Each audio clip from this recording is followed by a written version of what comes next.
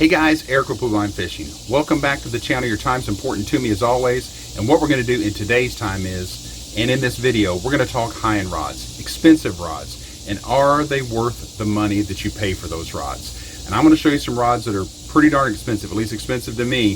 They're $650 each. And are those type of rods worth that type of investment? Stick around. I think you'll enjoy it.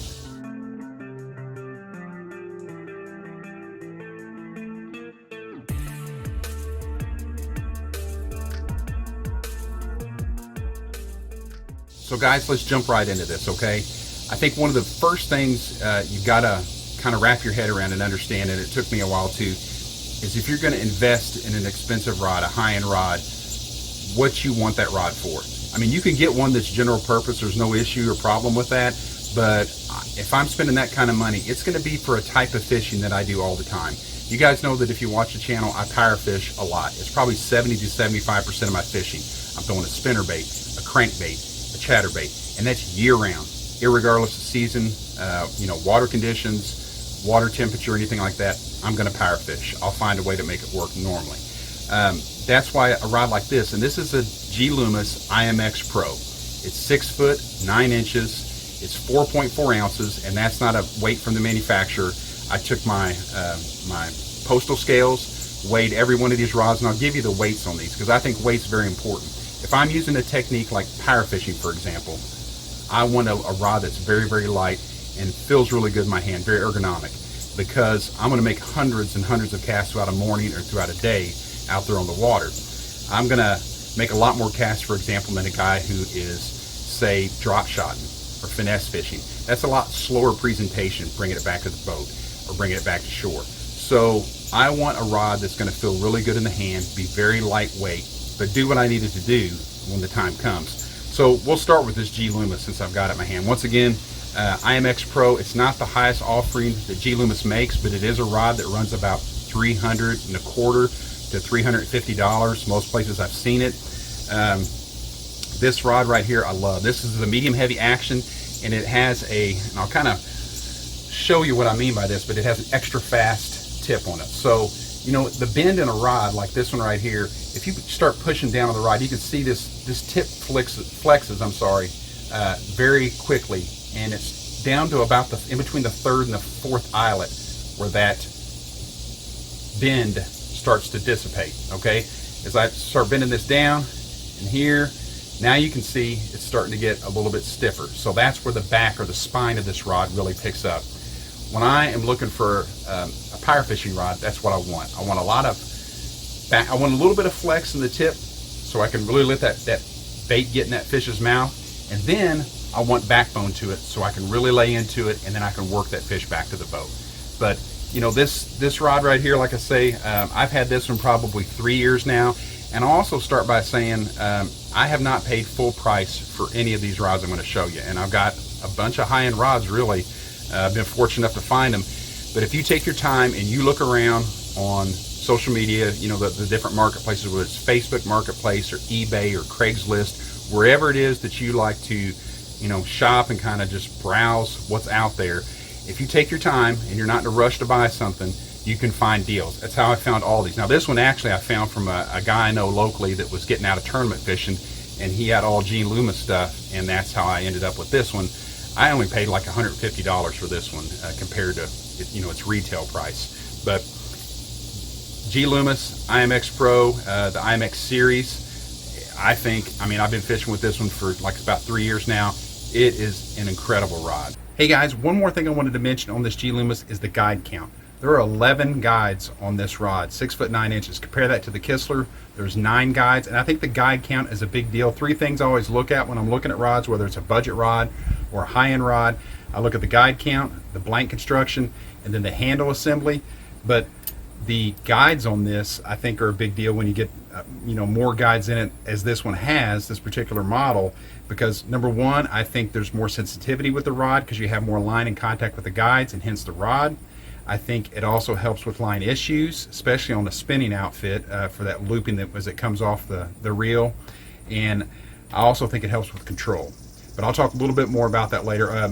Also wanted to mention too, you can see this is a one-piece handle construction, cork handle on it right here, and I've never had any problem at all with the nut assembly on this backing off and getting loose as I continuously cast. And man, I make a lot of casts with this since it's a power fishing outfit.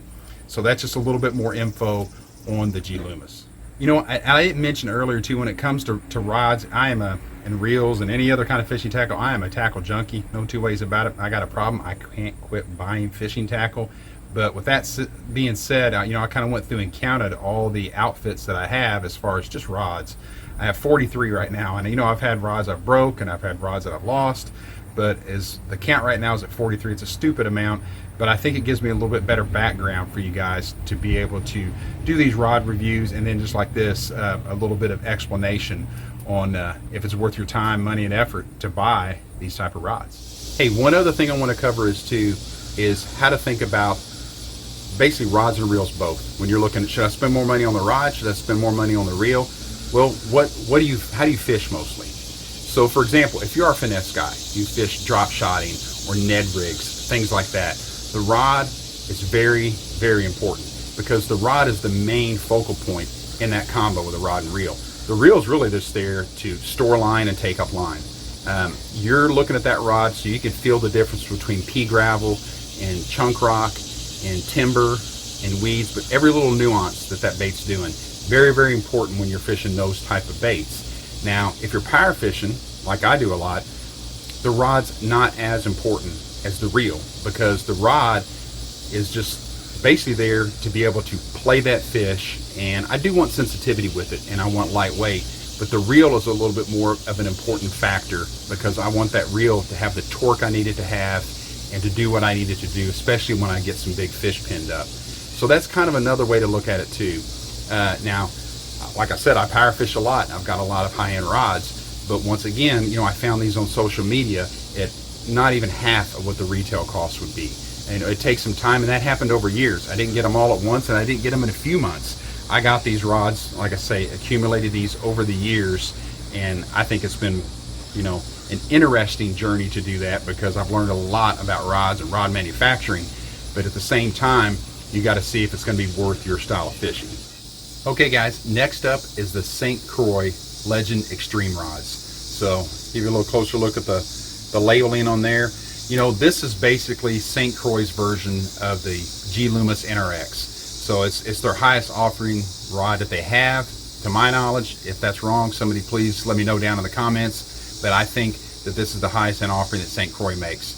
And the NRX rods, I didn't mention those. I've never owned one. I fish with them, but not enough to give you guys what I feel like is a good opinion on those rods. And I know with GLoomis now, Gary Loomis is no longer with them. He hasn't been for years and years, and I think he's doing edge rods now, something of that nature. I've never fished those either, so if you have any information on the edge rods, love to hear it, because I'm always looking for a new rod to add to the collection. So with that being said, this one right here is the 7-foot medium heavy action. Okay, this is one that I would power fish with.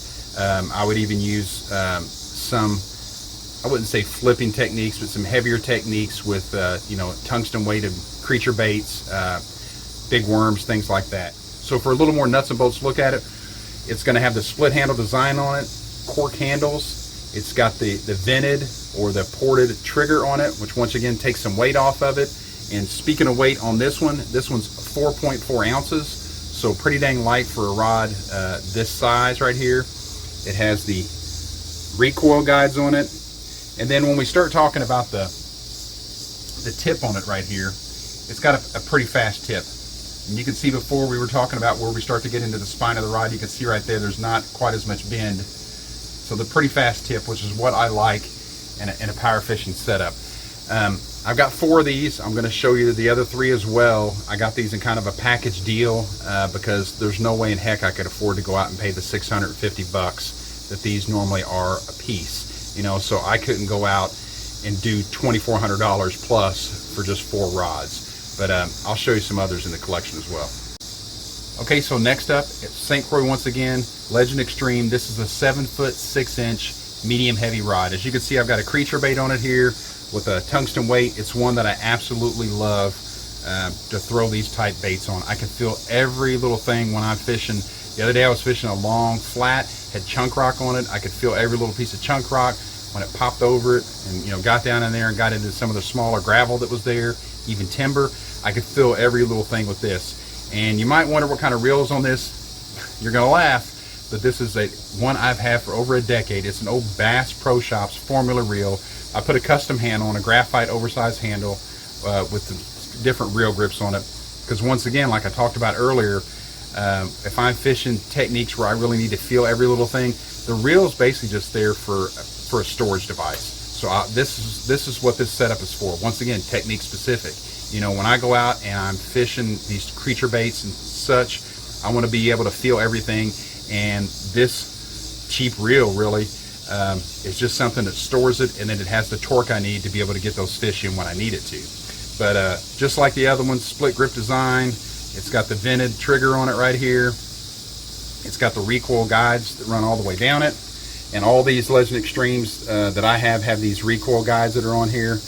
And it is a really, really nice setup for this type of fishing. And I wanted to mention too, this 7'6" model comes in at 5 ounces. Even 5 ounces is pretty dang light for a rod that's this size for this type of technique.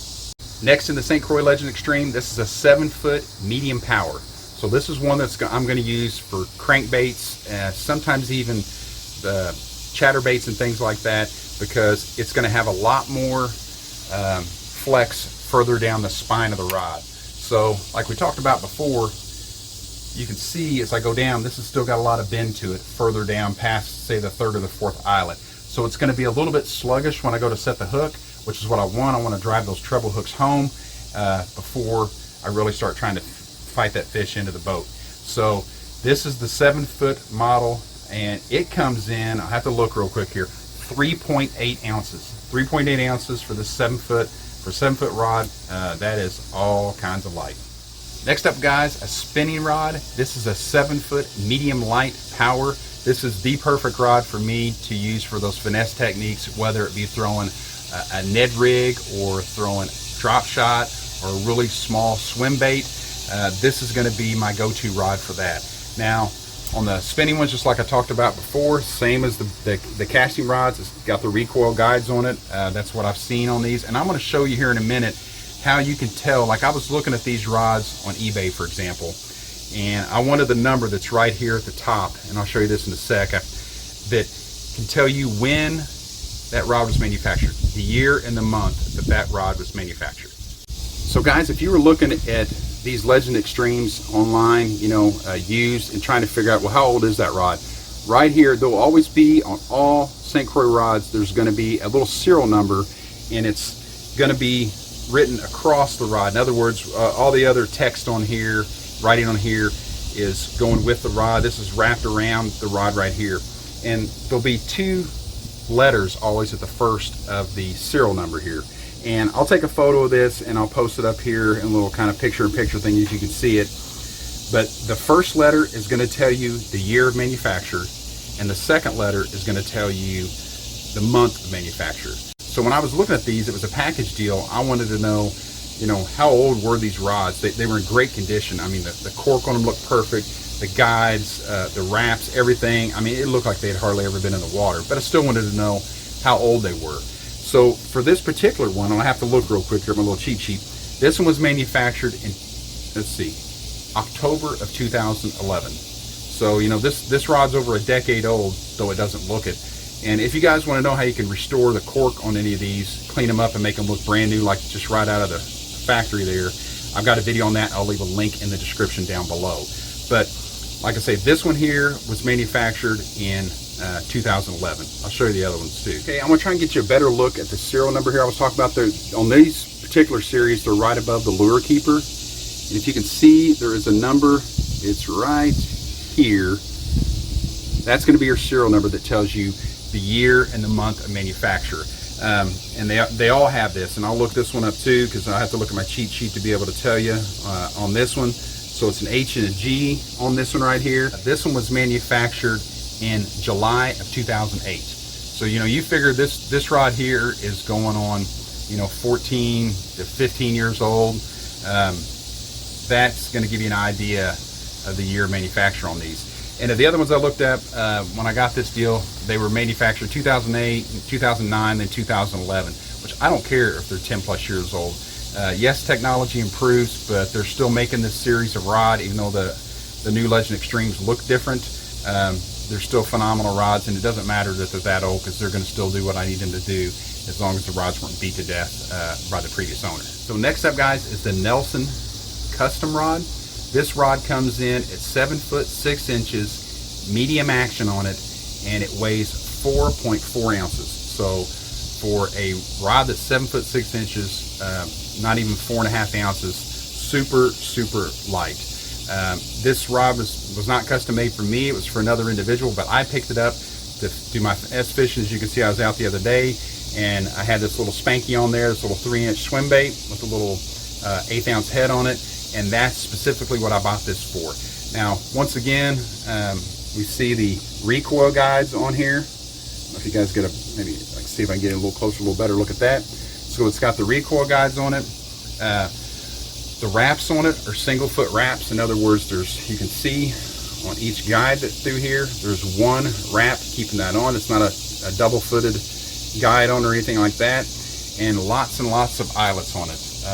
This particular one here actually is, let's see, 1, 2, 3, 4, 5, 6, 7, 8, 9, 10 guides. Why is that important? Well, I've done some other videos and talked about it before, especially on a spinning rod.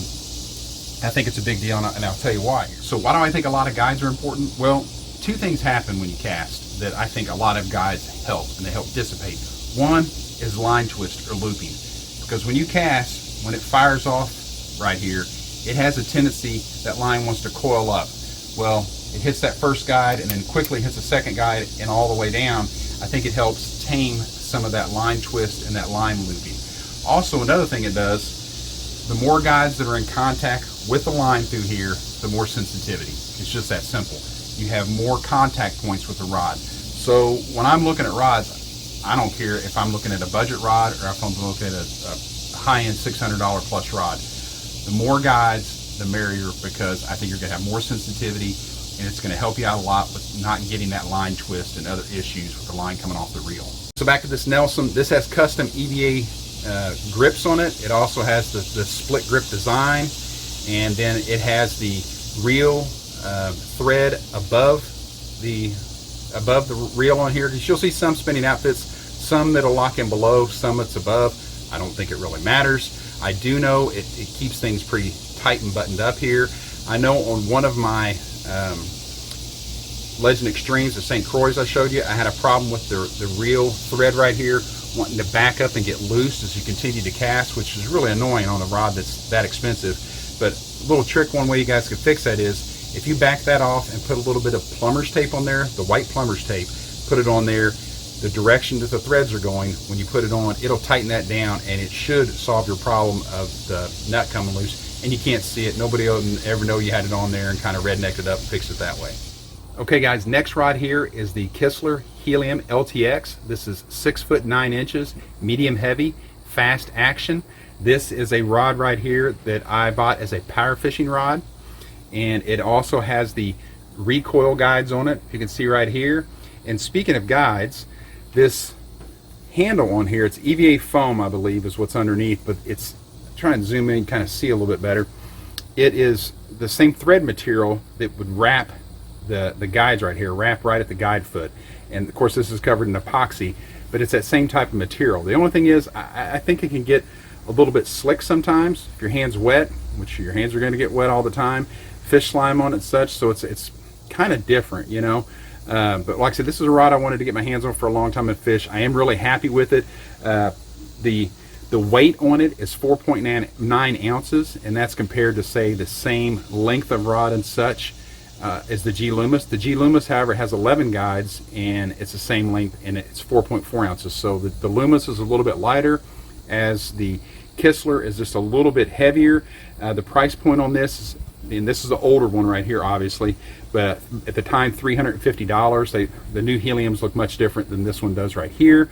Handle's much different, overall design's different, but anyway, this one right here, about 350 bucks. Guys, I kind of wanted to show you this rod too. Not a high-end rod as far as like price goes, but this is a St. Croix Mojo. I have a couple of these. I have this casting model. I have a spinning one as well. But the reason I bring it up is because if you're kind of wondering how weight compares on a mid-range rod compared to one of the high-end rods, this is a 7-foot 6-inch medium heavy Mojo. Weighs 5.5 ounces. Once again, this is me weighing them. This is not the manufacturer's weight on these because I want to see what they truly weigh. So I weigh each one of them just with nothing on it, just blank like this. But anyway, that's what this one weighs, is 5.5. So it gives you a little idea compared to the other rods. And on that same note, we'll break out a budget rod. I've got 4 of these actually. This is the Luz Laser HS rod. This is a Walmart exclusive rod as far as I know. This is like a $30 rod, and I've got a video on that. I'll link it down in the description. You guys can check that out if you want to on using these. Catch some really big bass on them. They do a great job. The reason I bring these up though, you're like, so how's a $30, $40 rod compare to one of the high-end rods?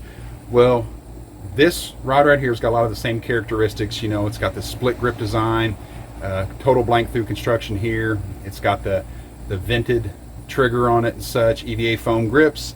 This one right here, I believe, has got, let's see, 1, 2, 3, 4, 5, 6, 7, 8, 9 guides. So it's going to be similar to the Kistler or some of the other rods there. But this one right here, I'll have to check my notes here real quick. It weighs in at 5 ounces. So 5 ounces is not bad for a budget rod. And I just bring that up to give you a little more comparison when it comes to weight on the budget or economy rods compared to the high-end rods. So guys, kind of summarizing in a nutshell, if you were to ask me, so would you pay full price for any of these rods? And I'll start by saying the GLoomis, the IMX Pro, absolutely. I paid $150 for it, but would I pay $350 for it? I would. I fished with that one for about 3 years now, and the performance on it, the durability, because I'm not easy on equipment at all. I don't mean to be, but that's just the way it is. The durability is great, and it does what I need it to do, and it is just an overall awesome rod. The other ones, the Kistler, I think it's a great rod too, but at the same time, I wouldn't pay $350 for that particular rod after using it for a few years. Maybe 125, 150, yes, but not that much. And if you're going to ask me about like a custom rod, like the Nelson Custom, that rod wasn't specifically designed for me. But with that being said, it's a great rod for fishing finesse baits and light lures. And would I pay $400 for that rod? I wouldn't. Maybe $150, $200, but I don't think I would. And then at the very top of the heap there, as far as price goes, is the St. Croix Legend Xtreme. Would I pay $650 for one of those rods? Like I say, I'm lucky enough to have 4 that I got a phenomenal package deal on. It's a tough one because the one I use for creature baits and fishing a lot of bottom baits, man, it is just an outstanding rod. Outstanding. Would I pay $650? No, I don't think I would. If it was half that price, yeah, I think I would pick up at least the one for that and maybe one of their power fishing rods. But $650 for what I've seen using those, I just wouldn't. And out of all these rods, if you just say you can only fish one, you can only have one of the manufacturers you showed us today, what would it be? It would be the GLoomis. And like I say, I've fished all these others extensively. I like them all a lot, but the GLoomis to me is at the top of the heap. Guys, I really appreciate you watching today. If you got something out of the video, please consider subscribing to the channel. Don't forget to check out the description down below. I will link to these rods down there and the manufacturers. There's also some great product discounts down there from like Lure Lock, Runkle Reels and such that you guys can check out as well. And remember, if there's any questions or comments, please put them in the comments. I love hearing from you guys. And until that next video, get out there and fish.